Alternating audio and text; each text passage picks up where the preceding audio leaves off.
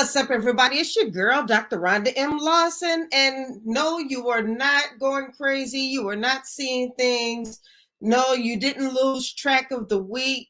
It is Thursday night. And yes, I am live on a Thursday night because I have a special announcement. And we're going to be celebrating along with some wonderful ladies who have written an amazing anthology that I had the pleasure and the honor of publishing, and I'm super excited. Release day is coming up in just a few days, but I wanted to be able to introduce these ladies to you. So without any further ado, I am going to bring on the authors of this wonderful anthology. Ladies, welcome to the Horizons Author Lounge. Look at y'all with your backgrounds. Yes. I see you. Hey, everybody. It's so good having you. Thank you for your patience. You know, today has been kind of a day for me. I don't usually go into the office on Thursdays.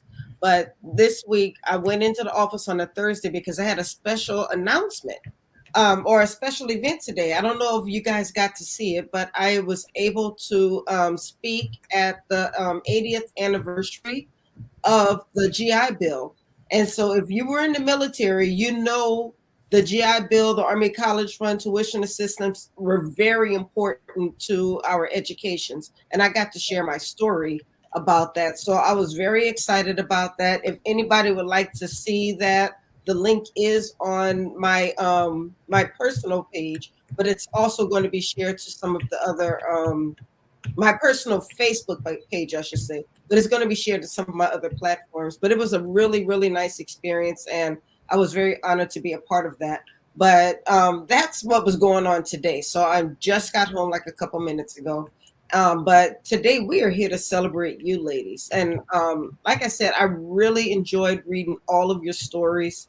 I really enjoyed just watching the way they started when you first sent them to me. They were good stories, but the way you tweaked them and refined them, I don't see how anybody can walk away from this book without being moved. So I just want to say congratulations on that, first of all. Thank you. Well, why don't we get started? If we can go in order, we'll start with you, Yvonne. If you want to just tell us a bit about yourself, who you are, and then we'll go to Tiffany, and then we'll go to Lene, and then once you've all introduced yourself, Lene, I'll ask you if you can talk a bit about the women's cohort, since that's how this all got started.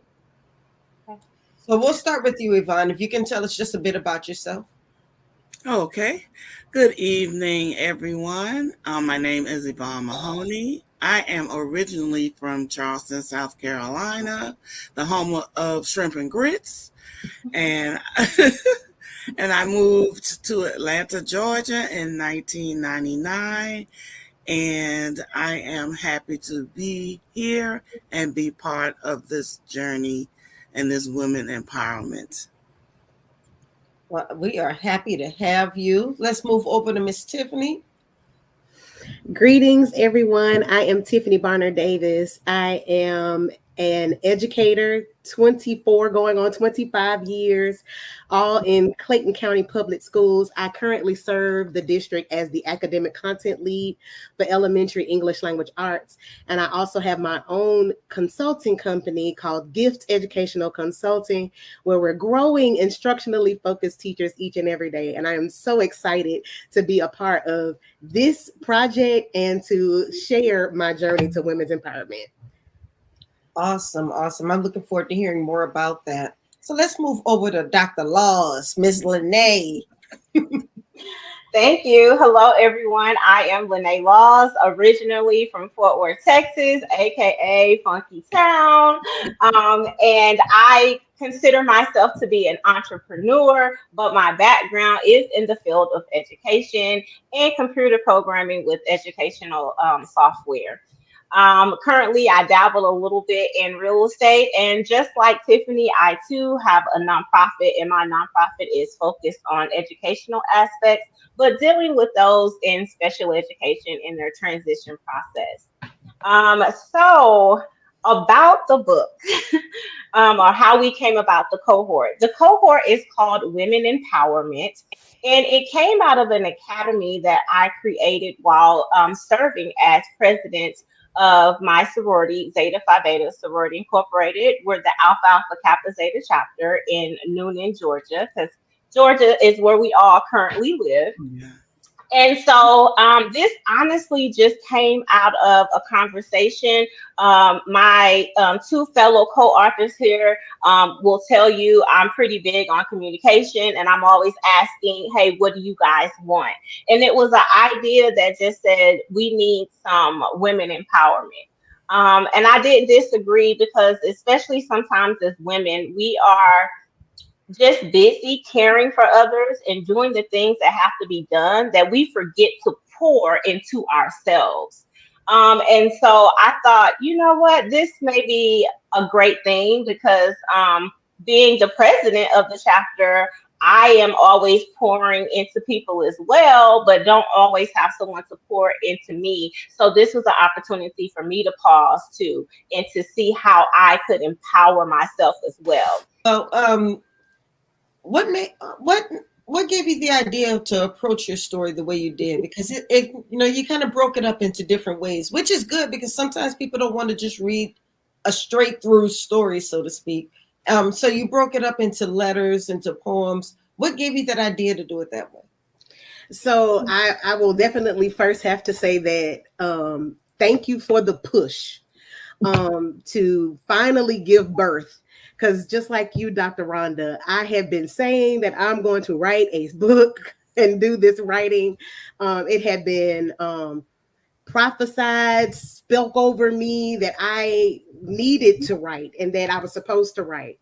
And as a child, I did a lot of journaling as a child. And I also read The Color Purple. Oh yes. As a teenager. And when I read The Color Purple, I read it before it came out on film. I was inspired by the letter writing that was in The Color Purple. And so that's what inspired me to approach it with diary entries and letters, because I also use letter writing as a way to heal, like Yvonne, through the deaths of my mother and my grandmother and my grandfather. So writing letters was my way of healing through those tragic moments within my life. I never thought about it like that. How did you all, and anybody can answer this, how did you decide which story you wanted to focus on? Because when you started writing this, you didn't know that you were writing it for a book. You just thought you were writing your stories, I think. And then all of a sudden it was going to be in a book. So how did you choose which story you wanted to focus on?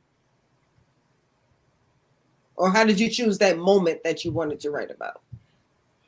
Well, I guess I'll go ahead and respond first. My idea for the book had been long in my head, and I had written down little pieces here and there.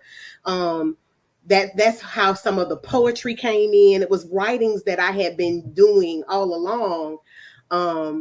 And I had the outline. So some of that was already done. And I was like, this is the perfect opportunity to bring some of that finally to life. Now, yeah. My last question for you, because unfortunately we're coming toward the end. But my last question is, well, I have two questions. The first question is, who do you think you want to impact? Who is it that you want to hear your story or read your story? Because everybody has a bit of a different audience. Well, that's a good question. Yeah, I would say anyone who's dealing with a loss. It doesn't have to be someone that transitioned, because there are several layers of loss. You could have lost a job. You could have lost a relationship. You could have lost a pet. I mean, It's layers of loss. So when you're reading, I would like to impress that you can recover from loss and you can live, and it's not easy, but you can do it. That would be my answer to that question. For me, it is anyone who is dealing with comparisonitis, is what I call it. That is definitely something that's an ongoing theme throughout my section of the book. And just being able to overcome comparisonitis and be able to look within, because I truly feel that if we look within, the answer will begin. Ooh. I love that. Come on now, you better write that down. I did. Well, I don't know if I can top my co-authors with a response, but I think I made that part of my dedication or comment. But I said to any woman who believed in Black excellence and now chooses to live her life on her own terms and be free. It's for that woman. Do we want to be excellent? Yes. But when you really break down what Black excellence is about, it's a grind that you have to continuously stay on, because what Tiffany was saying, you're comparing yourself to others. We shouldn't be competitive and comparing ourselves to others. We should be living our life the best way that we can. We should just be competing with ourselves. Yes. And also trying to be in Black excellence and keeping up with the Joneses is what prevents us from sometimes being vulnerable and living life to the fullest. So that's who I would say my part of the book is dedicated to.